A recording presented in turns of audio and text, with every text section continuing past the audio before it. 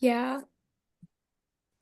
Okay, perfect. Hi, everybody. Welcome to this session. You are more than welcome to have your cameras on, but we would kindly ask that you mute your mics just for now. My name's Elena. I'm a Girl Activist Fellow, and I will be hosting this panel. Um, and today I'm incredibly honored to be your host for this important conversation on confidence. Um, just a quick introduction. Confidence, as most of us know, is very important in today's world. It is something we all, crave, struggle with, build, and rebuild. And today we're going to unpack what it really means, how it shows up in different spaces, and how we can help, young people like me and you feel more empowered in their own skin. So, as many of you might know, today we're joined by two truly inspiring women, Malia Baker and Kate Kiama, who will be sharing their insights on the world of confidence. So yeah, to begin with, I'd love for each of you to introduce yourself to our audience. Kate, take it away. Go for it, girl. Thanks, Malia. Hi, everyone. My name is Kiama. I am the co-CEO at HERizon Fest, and I'm very excited to be here and to talk about something that I'm very passionate about. And thank you for making space as well. Malia, over to you. Hey everyone, I'm like geeking out right now, seeing like people that I recognize, people that I don't recognize, new people, new faces. I'm so grateful that you're all here. My name's Malia Baker. I'm an actor, slash activist. I've worked with She's the First and Girl Up, and I'm just grateful to be here and to be talking to you guys today, and that you all actually wanted to join us. It's a really cool conversation with some amazing people as Elena and Kate. So, just excited to kick it off. Over to you.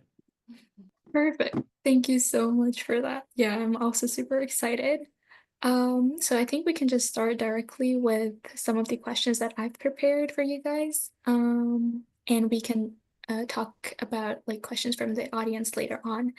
But one of the main questions that I had for you guys today was about confidence and how confidence often looks different in, different spaces and, on stage, in leadership, in activism. So for each of you, how has your idea of confidence evolved over time? And what does it look like for you today? If maybe Molly or Kate, you want to start?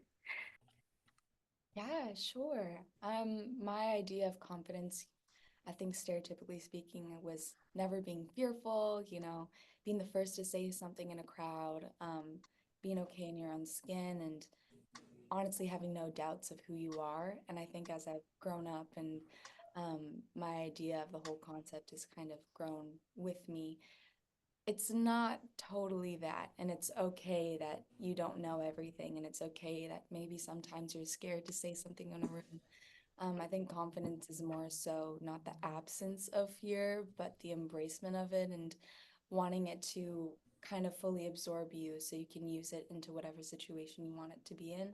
And I strongly live by the phrase fake it till you make it because it's literally my job. I'm was a very, very shy kid.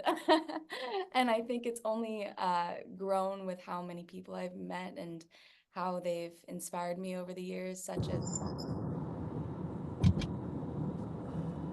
look up to people such as Kate and see what they've done and just want to kind of take everything and put it on my own back as well. So yeah, it's not I love exactly it so much. stereotypical. You've got everything right away in my eyes. Yeah, of course. That sounds like a very, very interesting. I think like a lot of people experience that in today's world. I know I do. What about you, Kate? Yeah, no, I definitely loved that question and Malia's response to that. I think confidence looks very different at different stages of my life. I wouldn't say I was a typically shy child. I was always the first one to want to raise my hand or challenge a status quo in school. I went to a boarding school, and I was the last born.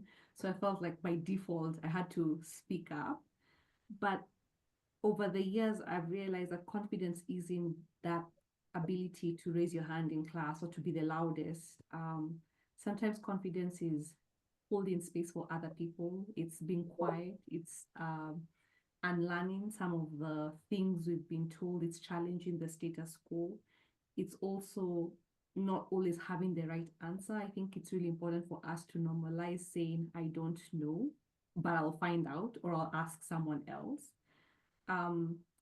So I think confidence, the perception of how we're taught be confident and or be like so and so, it's maybe because they're taking a leadership role or a very public facing role, but that doesn't mean that if you're quiet and you're being introspective and you're being empathetic that you're not being confident as well. I think it means embracing both, but also learning how to cede space and give space for other people as well. I also had a t-shirt that said, feel the fear and do it anyway. Because I think sometimes confidence and courage are so inextricably linked. And we often think that courageous people are confident people, but sometimes they don't have the confidence. They just confidence in saying, I'm scared, but I'll still do it. It's things like public speaking, it's raising your hand in class, it's volunteering to do something that's again public facing. I think sometimes it's courage that I would want us to be more intentional about focusing and recognizing and telling yourself, I know I'm scared, but I want to do this. And then looking at the end, I've often seen, like, especially in my career trajectory, the moments when I was most scared of doing something, saying yes, or endorsing something, or taking a new leadership role, it was more the courage than the confidence. And the outcome, people think I was confident to say yes, for example, the because CEO, she's a fast. Yeah, love that. I think that's very, very important lesson for all of us to be courageous enough to keep on working and showing up. Um, I think those both were so great and insightful answers. Another question that I had for both of you, as you know, both Malia and Kate, you work in within very public settings where you have to interact with various people and situations. How do you both deal with moments of self-doubt or imposter syndrome, and what advice would you give to people struggling with similar things? Maybe Kate, if you want to start this time. Um, I think it's important, first of all, to acknowledge that you're not alone if you're feeling that you're having moments of self-doubt or imposter syndrome.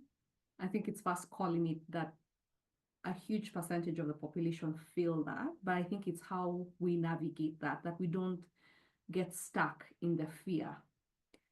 But what I typically do, I like, and this I encourage especially my mentees to write. Imposter syndrome is often because you think you can't do it or you're not deserving. So I think the first thing I encourage us to do is actually write down. I tell people 1,000 things, but that's scary. So start with 100 things that you can do. I can drive, I can write, I can sing, I can perform, I can write them down.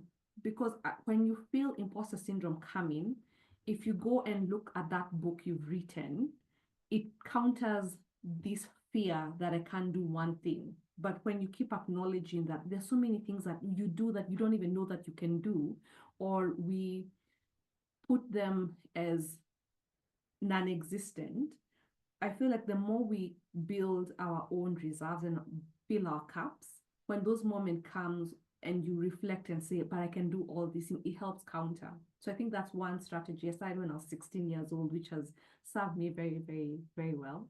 And you'll be amazed at so many things that you can do that maybe your peers can't do. And it's a really good thing. I think the second thing is also acknowledging what's driving you from feeling the imposter syndrome, because it's usually a voice inside. But I bet you not that sometimes that voice is actually not yours. It's probably something you've read in a magazine, it's something you've seen on social media, it's something someone has said. So I think for me, the second thing is challenging, where is this voice coming from? And this doesn't mean that we shouldn't listen to criticism, because again, it is important for us to distinguish. Sometimes criticism, is it coming out from a place of courage or from a place of control? If someone is giving you feedback to control you, they're probably not giving you good feedback or feed forward, as I like calling it, but it's to maybe check you or limit you or to make you close space. So while you get feedback, I think make sure the voice is truly coming from a place of courage to help you grow, so that then you're also not listening to other people's voices, the naysayers that make you again feel that you're not deserving and you're not worthy. I love that so much. I think that's very, very good advice, especially like writing down things that you know you're good at and then using that when you feel self-doubt.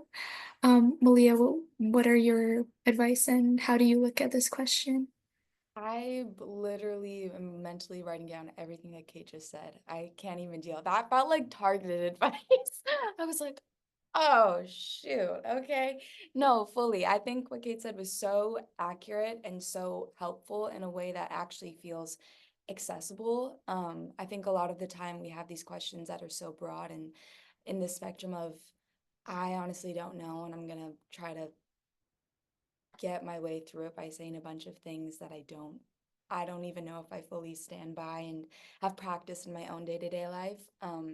But to have an answer as clearly as this is exactly what I do and this is how you could do it too is like an actual dream. So I'm gonna take that and run with it. I think writing down things, I've done similar things. I think especially being an actor, it's been interesting to see when things don't come out.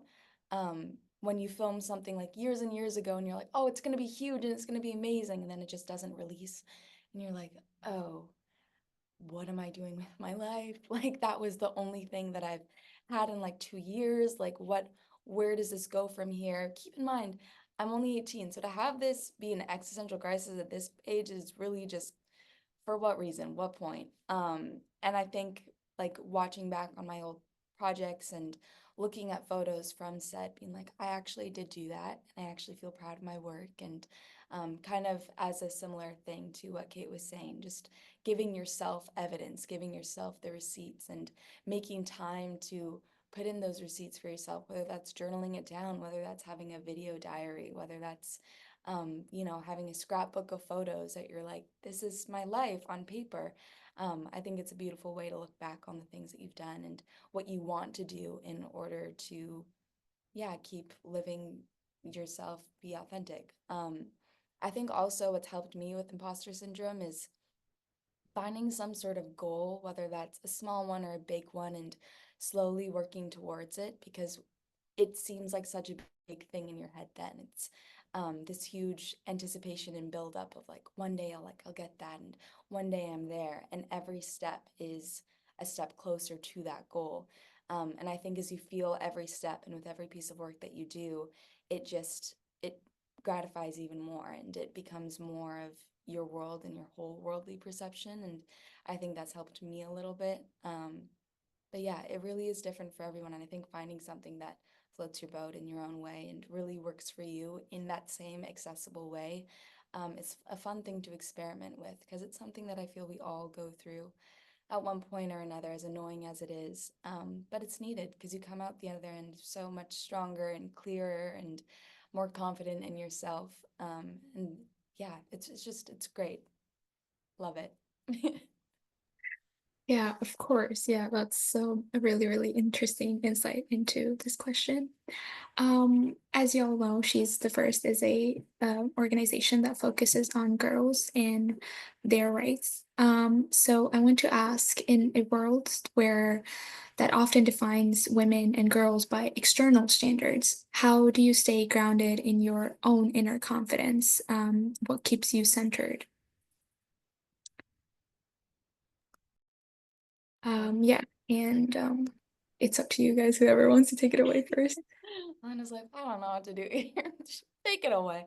Um, I think that's such a great question. I think it's so easy to fall into the standards and stereotypes that are external and come from a source not of your own being or your own values and morals.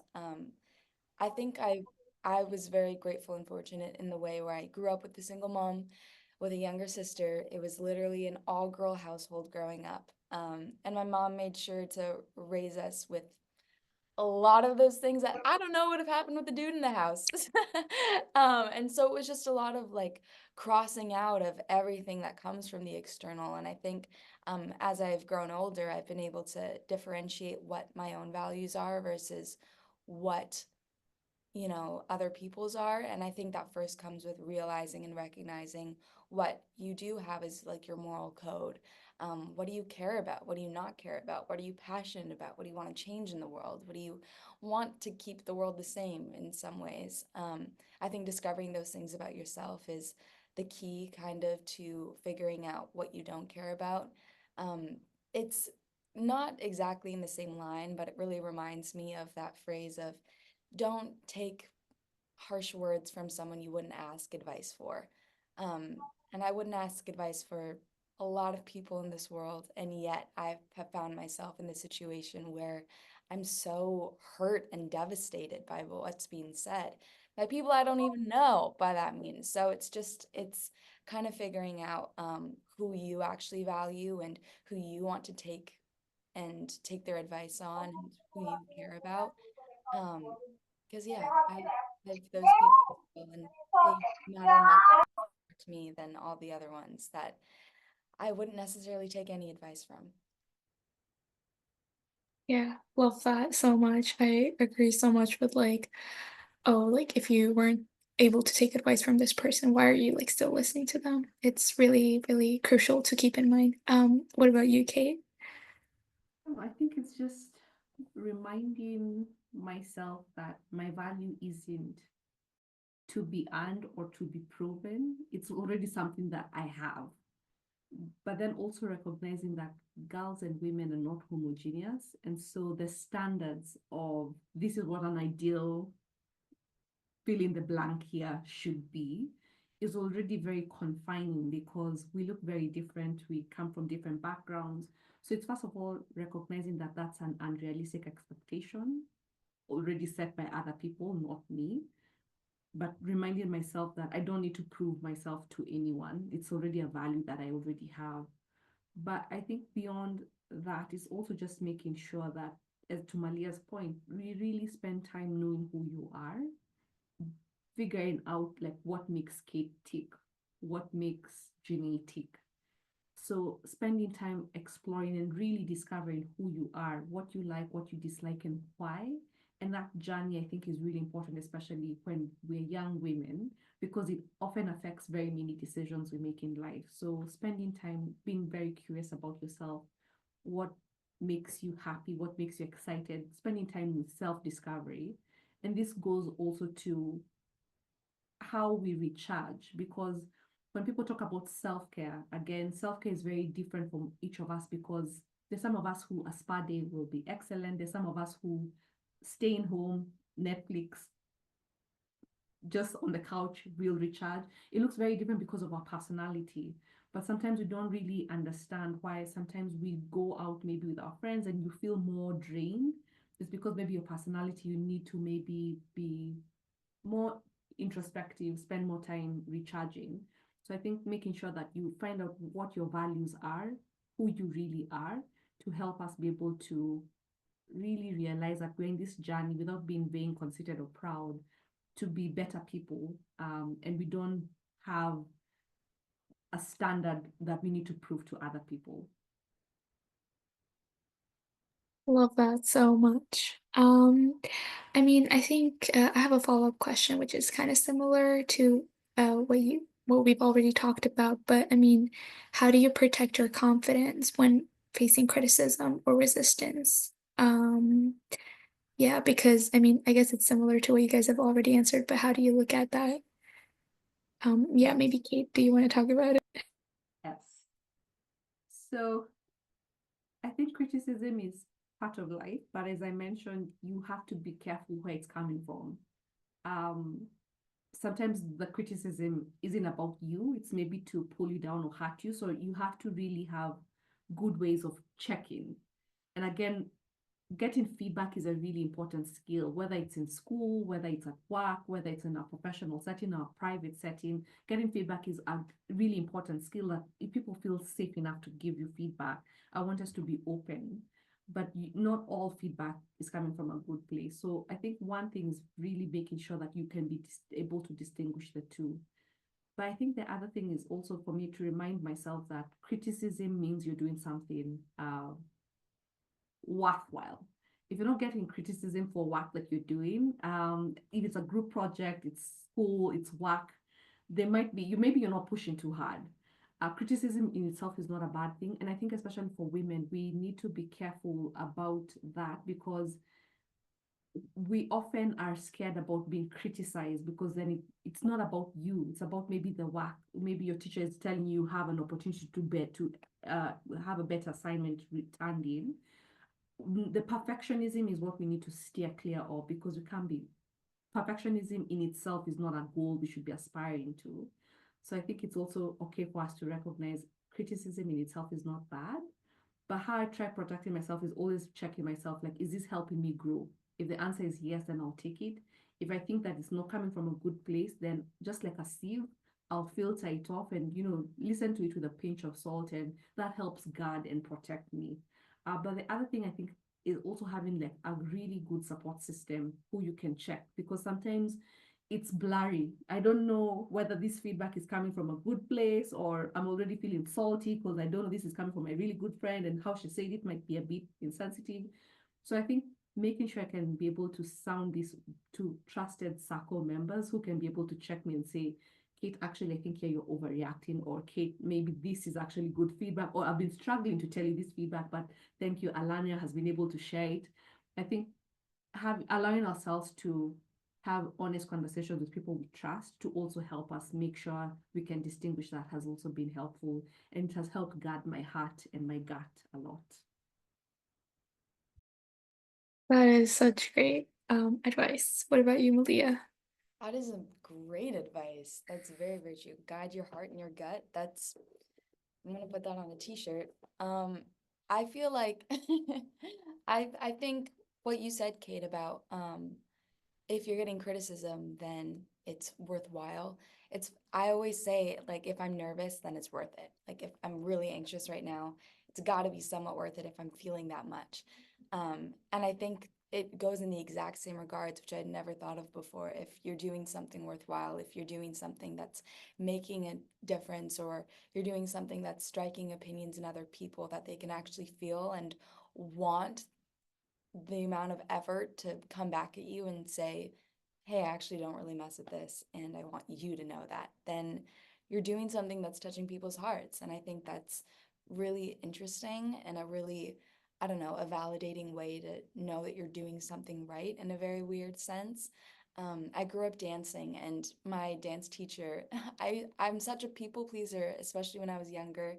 It was so difficult for me to hear feedback or criticism, and take it as something that was helping me and something that I can learn from versus something that just told me you're not good enough, this isn't what you should be doing.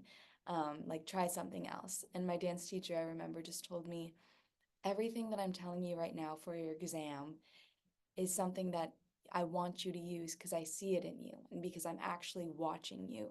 Take them as little pieces of gold. Because if I'm not watching you, then I'm not going to give you any feedback. But since I am, everything that I want you to do, I want it to be done right. And I think that I've taken that advice with me in a lot of different areas in my life, because it's hard to not let it hit you under the surface and to feel like everyone's opinions are greater than your own or greater than what you had at first come up with that are sparking all of these things. So yeah, I'd say in the matter of wanting to differentiate criticism and feedback, they can come hand in hand. It's just exactly what Kate said, figuring out how it benefits you and who it's coming from that you actually value and want to hear that feedback with. That's the most important. Love that so much as well.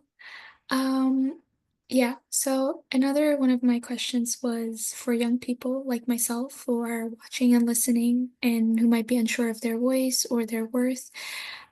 What's one mind shift or mindset shift or small practice you'd recommend to start building real lasting confidence? I know we've already talked about, writing stuff down and not listening to, um, I guess, random people's advice, but what more do you think we can do for real confidence? Yeah. And I don't know, Malia or Kate. Yeah, if you want to take Yeah, the pass. I'll do Kate. it. I'll Yeah. Go ahead. Yeah. pull my leg, pull my arm, I'll do it. I think real lasting confidence. I think that's never ending, to be honest. I feel like we're all still learning that in some sense. I don't think you ever get to some point in life where you feel like you've done it all and you can't grow anymore and you can be so happy with yourself that you feel like you don't like aren't actively searching out for something, but confidence is never ending. And with that, I think it's been more so the thing of, I don't know, learning about yourself and learning what you actually value as confidence and what you want to do out in the world. I think that growing up, I never really learned how to fail. And I mean that I never really learned how to pick myself back up. And I think that's something that the world can really get to know better, sitting in that, not even failure, sitting in that unknowing, sitting in that non-confidence, because you're able to educate yourself on it. You're able to kind of psychoanalyze it in a way where you're able to take that next step that's even further, that next jump that's even longer. And you really do learn so much, not only about yourself, but how you want to navigate it the next time it comes up. And I think that's been confidence for me every time that I think I know something so well. And then simple examples of like, I thought I know an answer to a question, and it turns out I was so wrong. And you can't just let that crumble you forever. You're going to answer another question at some point in your life. And I think just knowing and getting comfortable with that feeling of I could be wrong, but I'm going to take that shot is um, something that's really helped me over the years. Oh, I love that response, and I wish I had space like this when I was most of the majority of the audience here today. But in hindsight, I completely concur with what Malia has said. I think confidence is a skill, and like every other skill, we're not born with it. It's not innate in us. We have to practice. And with practice, the more we practice, the better we become. So I think that's one thing I hope we all feel, that when you think of the most confident person you know, it's taken time. It's taken maybe years or months or however long it's taken for practice for them to get to that level of confidence. So reminding us that it's a skill that can be learned. I think the other thing that I would share is, and I know we've talked about the power of writing. In moments in my life when I have felt scared or I've not felt confident, I try thinking about where would Kate be exactly a year from now, and write to my future self. And what I actually do, I physically post this. Like I try as much as possible, especially when I'm abroad, I post those letters to myself so that hopefully it will take. Our mail is snail mail. It's not anything to write home about. But usually when I get this letter in my mail, I probably overcome whatever challenge that was felt like a mammoth for me. But because it's written, and I try as much as possible to write with pen and paper, not so that then I can see this is really my handwriting. This is not AI. This is not some prank.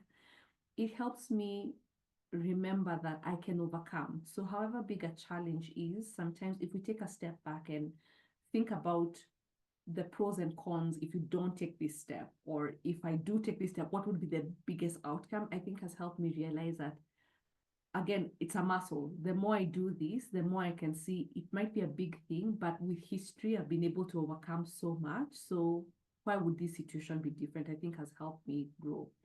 So just again to reiterate to us that this is something that many of us struggle with, and it might not appear. And I read about especially very good orators, including Obama, and he talks about when he before when you're still in law school, he started learning how to be able to practice speaking. And I think he's one of the most eloquent and powerful orators, but he always talks about holding his cufflinks or his watch to you do something that is not very outwardly obvious to people to help you feel grounded or to help you feel confident. So figure out what that is. I talk with my hands a lot. Some people tell me I talk very quickly, especially when I'm excited or I'm elated or I'm excited. So I think making sure people give you feedback and then you try and pace yourself with that feedback has been helpful to sound more confident or be able to go through processes as well. So I think those would be my tips, but reminding yourself that these two will pass, but let's not also be our biggest hindrances, because I think that's one of the biggest challenges I've sometimes also felt. I stood in my way of a big opportunity, and it's because of the fear. So feel the fear, but do it anyway. Okay, perfect. That was such great advice from the both of you. So now we have a couple of questions in the chat that I would like to bring up. One of the questions that has been recurring in the chat is like, how do you feel comfortable with people getting ahead in life, or how do you feel confident in the place that you're in right now? And you don't stress about like, oh, my peers are way ahead of me, and like that you're falling behind. Like, how do you deal with that? Yeah, I don't. Maybe Kate, do you want to take it first, and then Malia, you Yeah. can talk about it. Yeah. I feel like that was a very spot on feeling when I was in my 20s. I worried that my college classmate or my neighbor who were the same age is in a different league than me. I felt like the competition was very much alive in my 20s. And this was self driven, but it was also driven by the society, my family, my friends. The comparison was, I think, also just being on social media didn't make it any better. But one of the things that I reflected on was our paths were very different. Some of them were not in law school like me. So there's someone who went and maybe did a BA in education or IT, for example, probably graduated faster than I did just because of the length of the study, but still the comparison was there, which didn't make sense. But even within law school, there's still that comparison that someone is taking this elective because they want to go through that. But I remember one moment where I became still with myself is recognizing that the only person I should be competing with is truly Kate of last year. It should be me or my shadow. You know, that's a very cliche thing to say, but life is I don't think that we should life is a race. If you have to use that expression, it's a race against yourself, not against your siblings, not against your neighbor. So I think recognizing that our journeys and our situations are very different helps us recognize that the comparison is like comparing oranges and pineapples. Very, very different. Complete the same fruits, but different paths. An orange will never be a pineapple and vice versa. I think that helped me stay true. But the other thing that I think really helped me was writing my goals.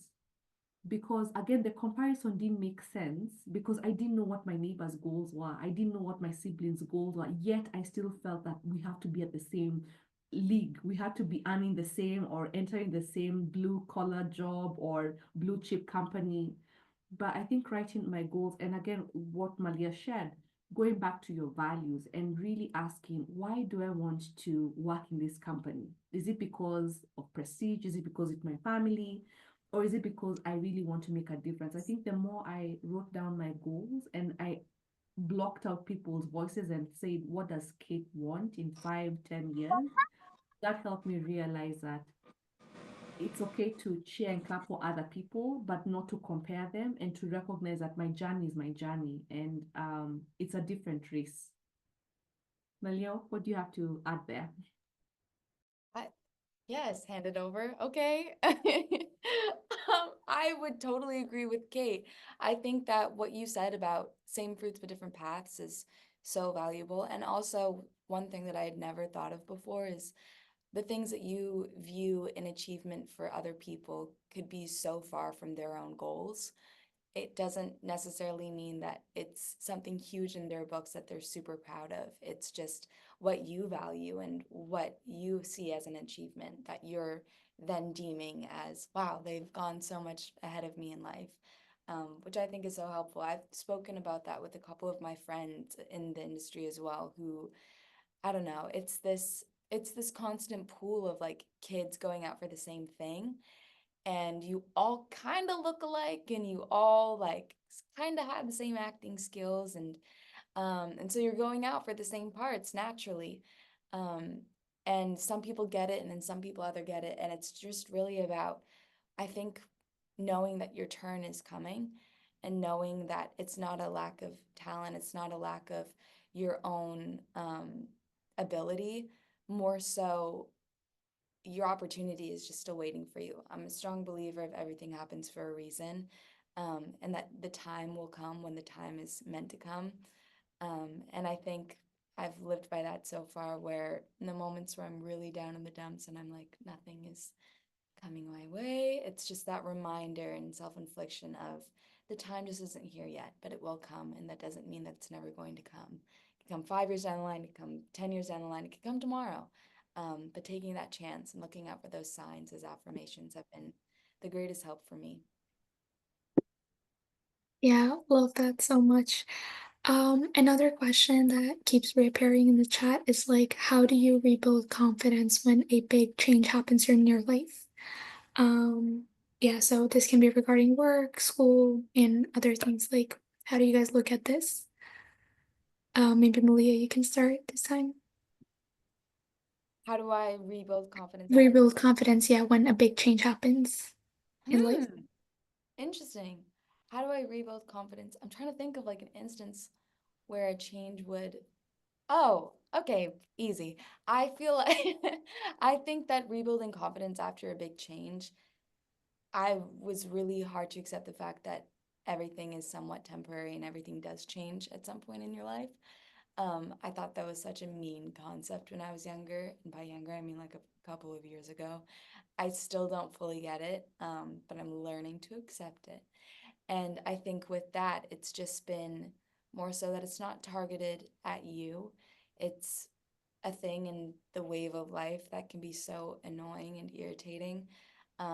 Rebuilding confidence after that is essential though, because you're gonna drown in that ocean otherwise if it's not for you, if it's not for your future self. I love what Kate said previously about writing a letter to your future self. I think I'm definitely going to be using that from now on. And I think using that in this instance as well could be so helpful, knowing that um, it's just a moment and moments pass, and the same feeling that you're feeling of devastation or sadness or unconfidence, it's the same thing as when you're super uplifted and excited and confident. It's all just temporary and it all moves in motions and waves, and knowing that the lows are going to be very equally attempted with the highs is very comforting in its own sense. After you, Kate. Yeah, Kate, how do you look at this question? Plus one, 100 of what Malia has said. I think it's just remembering that every season in our life teaches us something, and sometimes it's very painful for us, especially when it's something negative or something sad, for us to think that there's a lesson through that. But remembering that we're resilient, remembering that we have skills that sometimes we don't know we have, but they're unearthed through some experiences, I think is how encourage us to build confidence after experiences. And I've had several of those, especially very negative ones in life, whether it's a job that I didn't get or an opportunity that I thought I was deserving and I prepped for and but I didn't get. And of course, I was upset and angry and mad. I think it's first of all acknowledging all those feelings are valid, but when you calm down, it's maybe interrogating differently. And especially when we apply for jobs, I always tell people and my mentees, did you ask for feedback? If you get that generic, I'm sorry you didn't get this opportunity, I always ask, do we ever have the courage to go back to the hiring manager and ask, can you give me specific feedback? Because that's where we grow. If you just accept that email and you don't know, that's how I would say would build by being open to ask questions and being vulnerable is where we have strength as well. Perfect. That was such a great way to round off this conversation. Thank you so much, Malia and Kate, for sharing your powerful insights and stories. This conversation really reminded us that confidence isn't about having it all figured out. It's about showing up and believing in ourselves, even when it's hard. Thank you to everyone who joined us. I hope you're leaving with something that inspires you to stand a little taller and speak a little louder. And of course, thank you to She's the First for making this space possible. Any final remarks, Kate or Malia? Um, Thank you guys so much for joining. This is so sweet. Wait, can we take a photo? A little yeah, of Zoom photo course. of us all together? Okay, Yeah. ready? Yes. 3, 2, 1. Adorable. Yeah. Love it. All right. Love it, love it, love it. Perfect. Yeah, and you guys are more than welcome to join our panels, which we will be holding over next week and the week after. So you can head on to She's the First to get more information about that. But yeah, thank you so much for joining us. Yeah, okay. Until next time, see you guys later. Bye. Thank Thank you. you. Bye-bye. Thank you. Bye. Thank you all. Thank you.